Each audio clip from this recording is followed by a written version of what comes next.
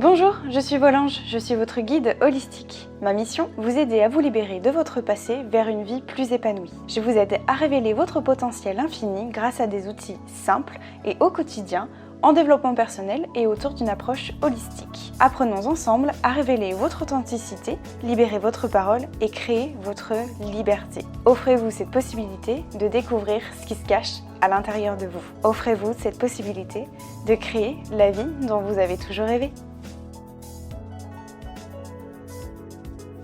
Hello à tous mes anges, j'espère que vous allez bien. Je suis ravie de vous retrouver pour ce nouvel épisode. Aujourd'hui, j'avais envie de vous parler de comment est-ce qu'on peut se relever d'une épreuve. Ok, alors épreuve entendue dans un sens large, que ce soit un trauma du passé, que ce soit des violences, que ce soit un deuil, une séparation, une rupture amoureuse, un divorce, que ce soit pour soi ou pour nos parents, bref, peu importe. Une épreuve dans un sens très large.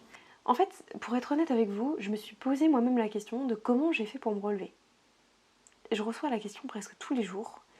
En fait, tous les jours, même des gens que je croise dans la rue, non, mais des gens que je rencontre quand je sors, etc. Souvent on me pose la question, qu'est-ce que je fais dans la vie et pourquoi en fait ça m'a amené là ? Comment j'ai fait pour en être là ? Comment j'ai fait pour aider des femmes en fait à se relever d'une épreuve ? Et du coup, je me suis posé la question. Je me suis dit, mais comment j'ai fait ? Qu'est-ce que j'ai mis vraiment en place pour en arriver là ? Et en fait, je me suis souvent pas posé cette question-là de comment se relever d'une épreuve. En fait, la question que je me suis longtemps posée, c'était pourquoi je n'arrive pas à me relever d'une épreuve ? Ce qui n'a absolument rien à voir. Vraiment. Et je pense que c'est ça la solution, la clé. C'est dans les mots qu'on emploie. C'est-à-dire que je me suis souvent répété, mais pourquoi j'arrive pas à me relever de ça ? Pourquoi, là dernièrement, si je vous prenais un exemple, j'ai perdu mon papa, vous savez, il y a un peu plus d'1 an maintenant, en avril de l'année dernière. Et des fois, je me dis, mais pourquoi j'arrive pas à me relever de ça ? Pourquoi c'est si dur ? Pourquoi c'est si difficile ? Pourquoi j'arrive pas à me relever de cette épreuve-là, en fait ? Et ça pour tout plein de trucs, hein. Dans ma vie quotidienne, clairement, c'est des fois, oui, moi aussi, j'ai des pensées dévalorisantes, mais pourquoi, en fait, ça m'arrive ? Pourquoi j'ai l'impression que tout me tombe dessus, etc. Et en fait, je trouve que cette question est très péjorative. Je sais pas ce que vous en pensez, mais pourquoi je n'arrive pas à ? En fait, la question est déjà négative en elle-même. Pourquoi ? Parce que ça sous-entend que je suis nulle parce que je n'arrive pas à me relever. Vous voyez ce que je veux dire ? Alors que si je me pose la question de comment est-ce que je vais pouvoir me relever, par exemple, du deuil de mon papa, là, ça me laisse la possibilité de m'accorder, de m'autoriser des solutions, en fait, ou des outils qui vont pouvoir m'aider. Est-ce que vous voyez la différence ? Donc à la question de comment est-ce que je peux me relever d'une épreuve, moi j'ai envie déjà de vous demander quelle est la question que vous vous posez par rapport à vous-même. Si aujourd'hui, vous estimez que vous n'arrivez pas à vous relever, par exemple, quand vous venez me voir et que vous me dites « Marion, je ne sais pas comment faire pour me relever de ça », observez votre discours intérieur.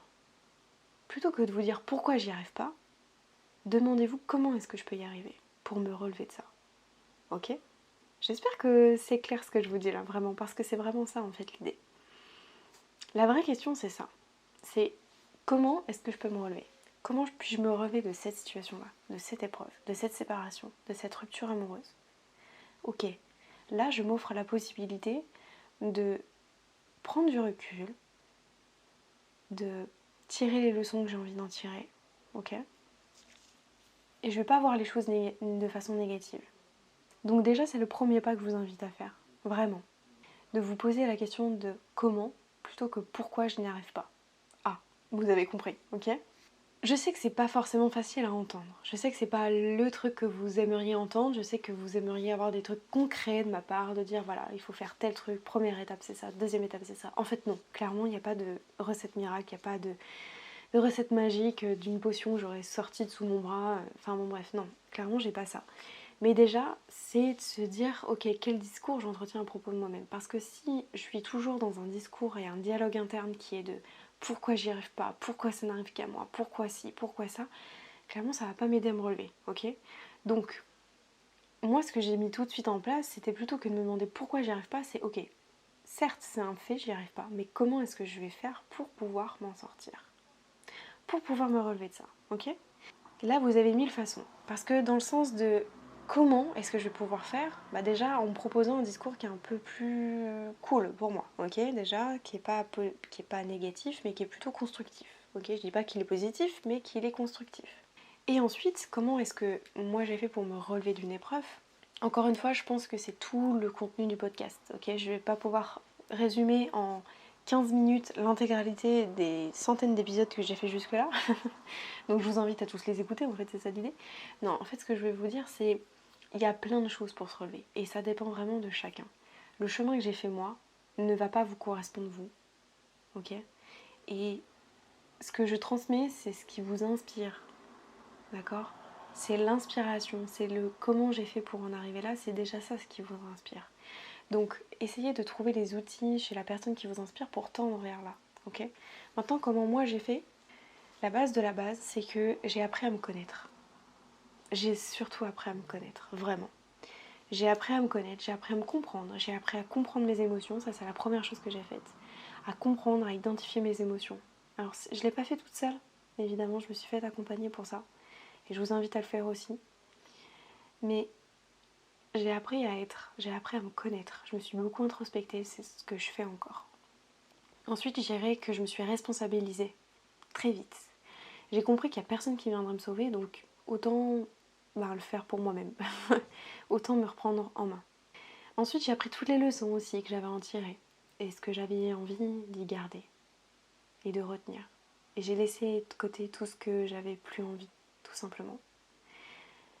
Alors ouais, ça demande du temps, c'est pas si facile que ça, mais pourtant, ça peut vous aider aussi de laisser aller en fait tout ce qui devrait être laissé aller. Donc le dialogue, le fait de me responsabiliser, le fait d'apprendre à être, à comprendre comment je fonctionne, et ça c'est ce que je fais tous les jours en fait, à m'introspecter, etc. Ce qui m'a aussi aidé à me relever, je dirais, c'est d'accueillir, de vivre intensément mes émotions. Plutôt que d'être dans la retenue, dans la suppression, j'ai appris à vraiment vivre le moment, à accueillir tout ça. Et je pense que ça c'est primordial. Vous ne pourrez jamais faire un travail sur vous-même à mettre des tas d'outils en place. Vous pourrez mettre n'importe quel outil en place, clairement. Mais si déjà vous n'accueillez pas ce qui est déjà là, ça ne servira à rien. Ok ? Clairement, je vous donne un exemple. Il n'y a pas très longtemps, j'ai été dans une colère, vraiment, il y a 2 jours je crois. J'ai été en colère d'un seul coup, ça m'a mis en colère, etc. Je me suis sentie contrariée, déçue parce que... bref, pour X raisons, enfin bon, c'est pas très grave. En gros, une personne avait réservé un créneau avec moi et ne m'a pas donné de nouvelles. Du coup, ça m'a mis très en colère parce que j'avais programmé, travaillé, planifié. J'ai jamais eu de nouvelles de pourquoi la personne a finalement annulé. Je me suis permise de lui envoyer un message pour savoir que voilà, c'est quand même une activité qui prend tout mon temps et que j'accorde du temps aux appels découvertes, etc. Bref, bon, peu importe. Mais en fait, ça m'a mis dans un état de colère. Clairement, cet état de colère, je l'ai vécu. Ok, je l'ai pris. Je suis en colère, ça me met en colère. Voilà. Et après, j'ai été chercher qu'est-ce que ça pouvait réveiller en moi. Et les leçons que je pouvais en tirer. La leçon, c'est qu'est-ce que ça... Enfin, quel est le besoin derrière la colère? C'est que ça a clairement... On m'a manqué de respect pour moi. Ok, c'est une notion de respect, donc c'est un besoin qui n'a pas été comblé. Ok, c'est ok. J'ai tiré les leçons de ça. Mais pourquoi est-ce que j'ai été capable de tirer la leçon de ça? Parce que j'ai d'abord accueilli la colère. Donc je l'ai extériorisé, j'ai gueulé, j'ai hurlé, j'ai crié, j'ai dit mon mécontentement, etc. J'ai hurlé pour moi-même parce que voilà, c'était nul et que le monde entier était nul et machin et tout. Mais ok, j'étais bougon. Mais c'est ça en fait. Il faut le vivre. Il faut vivre ces émotions, il faut vivre ce que vous ressentez. C'est super important. Il faut vivre avant tout ça. Pour se relever de quoi que ce soit, il faut se laisser transporter par ces émotions. Si vous vivez une séparation, un deuil, mais laissez-vous transporter par la tristesse. C'est super important. Vraiment. Laissez-vous transporter par ces émotions-là. Vivez-les. Vraiment. Donc voilà. Et la dernière chose que j'ai relevée aussi, qui m'a permis de relever de mon épreuve, enfin de mes épreuves, on va dire ça comme ça plutôt, je dirais que ça a été de sortir de ma zone de sécurité. Alors, je m'explique. Je n'emploie plus ce terme de zone de confort, qui pour moi est un faux ami. Voilà. La zone de confort pour moi, je vais essayer de vous l'expliquer comme je le perçois. La zone de confort pour moi, c'est pas tant une zone de confort. Pour moi, la zone de confort, c'est quelque chose qui est inconfortable. Pourquoi? Parce que quand on reste, on dit il faut sortir de sa zone de confort. Ok, Mais moi, quand je reste dans ma zone de confort, je suis désolée, mais parfois ça me plaît pas. Je sais qu'il faudrait que j'aille au-delà, mais le fait de rester aussi dans ma zone de confort, c'est inconfortable. Est-ce que vous voyez ce que je veux dire? Donc pour moi, c'est un faux ami. La zone de confort, c'est bullshit. Pour moi, ça n'existe pas, en final. Donc ça, j'ai appris ça il n'y a pas longtemps. Mais pour moi, je pense qu'on est plus dans une zone de sécurité. C'est-à-dire que dans cette zone, je me protège, je prends ce qui est sécure pour moi.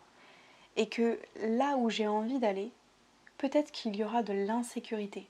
Donc des peurs, des choses comme ça, etc. Mais c'est d'aller au-delà de cette zone-là. Ok? Donc clairement, si je devais dire plus simplement les choses, c'est de passer à l'action. Ok? Le fait de sortir de ça. Plutôt que de rester, j'aime pas du tout ce terme-là de zone de confort parce qu'au final, non. Quand on reste dans notre zone de confort, parfois c'est clairement inconfortable. J'aimerais d'ailleurs avoir votre point de vue par rapport à ça. Qu'est-ce que vous en pensez? Qu'est-ce que vous pensez de cette réflexion-là? Mais pour moi, d'être dans une zone de confort, c'est clairement inconfortable pour moi.